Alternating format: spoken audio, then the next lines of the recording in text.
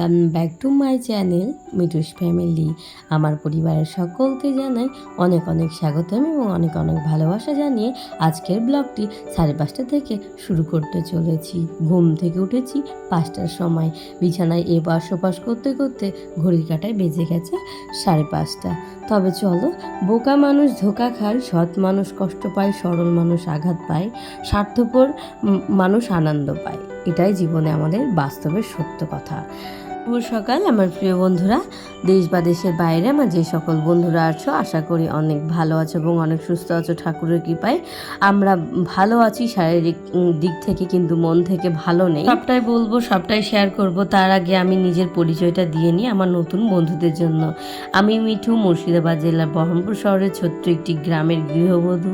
আমি আমার daily lifestyle, কাজকর্ম এবং আমার জীবনের সঙ্গে যা যা হয় সেটাই তোমাদের সঙ্গে তুলে ধরি।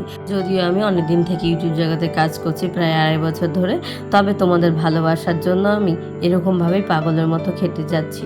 তোমাদের ভালোবাসা আমার অত্যন্ত প্রয়োজন। তোমাদের ভালোবাসা ছাড়া আমি এক মুহূর্ত এগোতে পারবো না।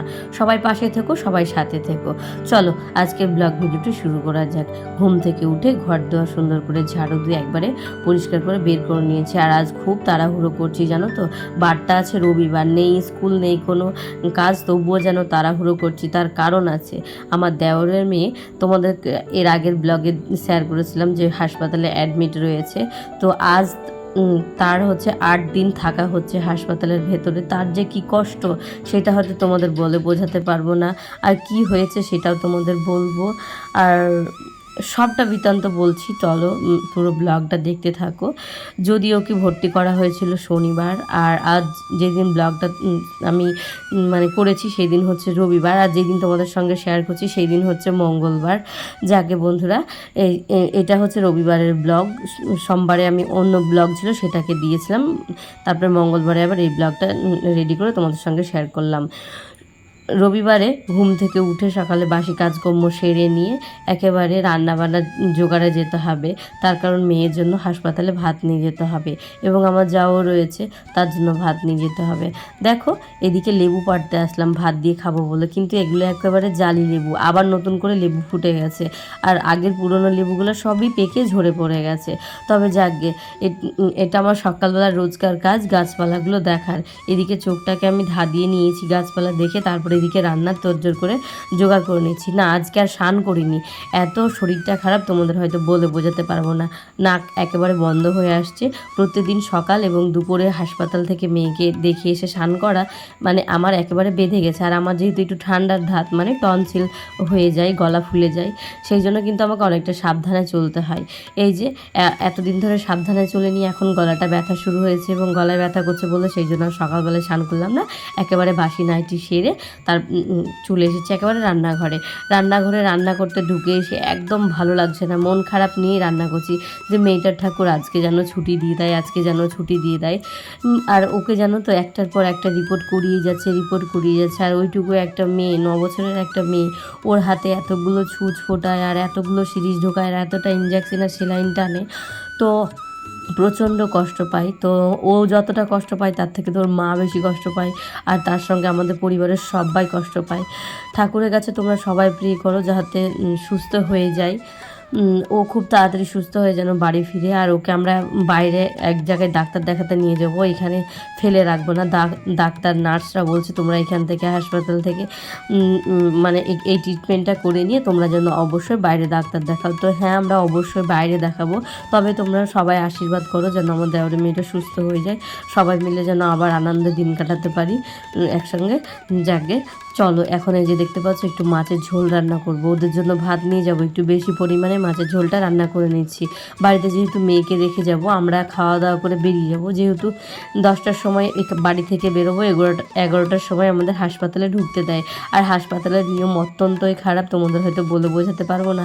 11টার সময় যদি যাও তখন একজন করে একটা কার্ডে ঢুকতে দেবে, সেই নিয়ে তো প্রচুরই সমস্যা। তো এদিকে খুব তাড়াহুড়ো করে আমি রান্নাটা করে নিয়েছি। এদিকে করেছি সজনের শাক, ওদের জন্য আমি সব রেডি করে ভরে নিয়েছি আর আমাদের জন্য একটু পরিমাণ রেখে দিয়েছি। আর এই যে দেখো রান্নাবান্না হয়ে গেছে, ওদেরকে খেতেও দিয়ে দিয়েছি। আর আমি এখন গ্যাস উনুনটা মুছে নিচ্ছি, তার কারণ একেবারে মাছ রান্না করলে তেল চিটে একবারে অনেকটা হয়, তো সেই জন্য টাইলসগুলো ভালো করে একটু সার্ফ জল দিয়ে মুছে নিলাম। আর এই যে দেখো আমাদেরও খাওয়া দাওয়া হয়ে গেছে, নাকে মুখে একেবারে খেয়ে দিয়ে বেরিয়ে পড়েছি হাসপাতালের জন্য। ব্যাগপত্রে ভাত টাত গুটিয়ে নিয়েছি। আবার হাসপাতাল থেকে ফোন করা হয়েছে যে নাকি গেটের মুখে ভাত নিয়ে ঢুকতে দিচ্ছে না, হাসপাতালের ভাতগুলো প্রচুরই নষ্ট হচ্ছে, সেই জন্য বাইরের খাবার ঢুকতে দিচ্ছে না।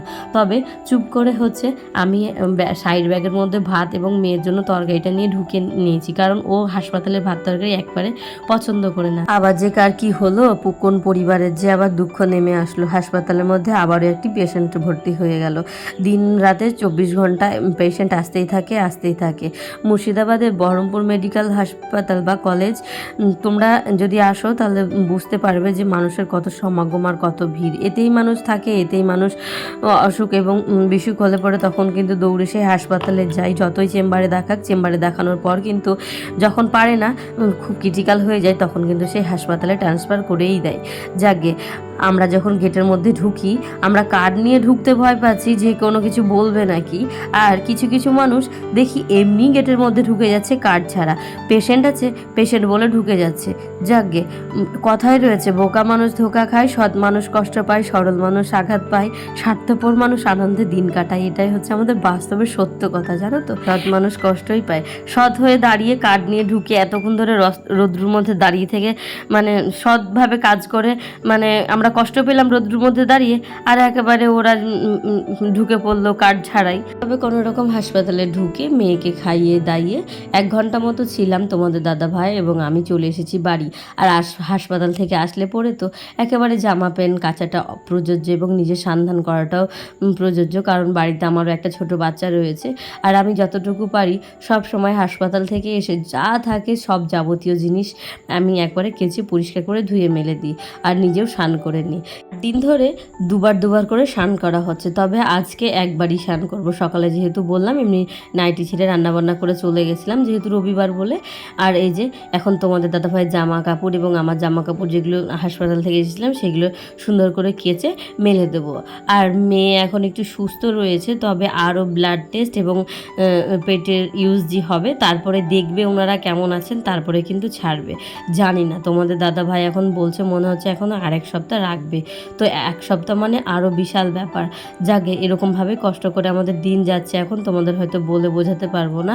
তবে বিকেলবেলা মেয়েকে নিয়ে একটু বেরিয়েছি, কারণ সারাদিন যেহেতু আমরা মেয়েকে সময় দিতে পারিনি, সেই জন্য তোমাদের দাদাভাই বললো চলো একটু ব্রিজের মাঠ থেকে ঘুরে আসি। সেই জন্য আমরা ব্রিজে এবং গঙ্গাধারে চলে এসেছি। আর আমি এখন 2টো রিলসও বানিয়ে নিয়েছি। এত সুন্দর দৃশ্য দেখো, এই যে তোমাদের সঙ্গে শেয়ার না করলে হয়। আর রিলস বানাচ্ছিলাম সেই মুহূর্তে নৌকাটা আমি ক্যাপচার করতে পারিনি, সেই জন্য রিলসটাকেই তুলে ধরলাম। এই যে দেখো, আর আজ রয়েছে আমাদের গ্রামের এক বিয়ে বাড়ি নিমন্ত্রণ। আর এখন ঘড়ির কাঁটায় বাজে ওই 10টা মতো।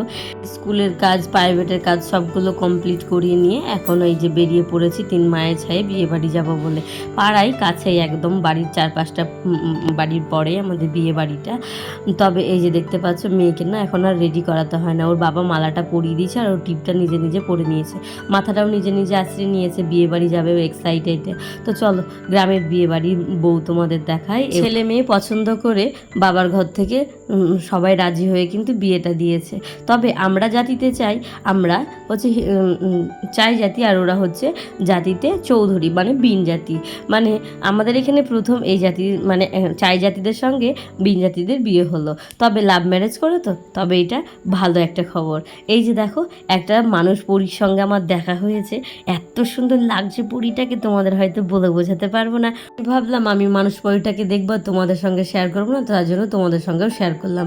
আর এই যে আমার পরীটার নাকি এখন দাঁতে ব্যথা করছে, ওর বাবার সঙ্গে বসেছে খেতে, আর অজুহাত এখন এই খাবো না সেই খাবো না, আমাকে এটা নিতে দিবা না, আমাকে ওটা নিতে দেবো না। ওর বাবাকে আগে কথা করে এবং ডিল করে নিয়েই খেতে বসেছে। গ্রামের বিয়ে বাড়ি, ডাল ভাত মাছের ঝোল 5 তরকারি, ব্যাস খাওয়া দাওয়া, দই মিষ্টি চাটনি সব শেষে আজকের ব্লগটি এখানেই শেষ করলাম। আর যারা আমার একেবারে নতুন বন্ধু আছে তারা প্লিজ আমার চ্যানেলটা সাবস্ক্রাইব করে দিও, পাশে থাকা বেল আইকনটা প্রেস করে দিও। আর আজকে আমি তোমাদের কাছ থেকে এখান থেকে বিদায় নিলাম। তোমাদের সঙ্গে দেখা হচ্ছে আবার একটি পরবর্তী ভিডিওতে নতুন একটি দিনের সাথে। তোমরা সকলে ভালো থেকো, সুস্থ থেকো, ঠাকুরের কাছে এই কামনাই করি।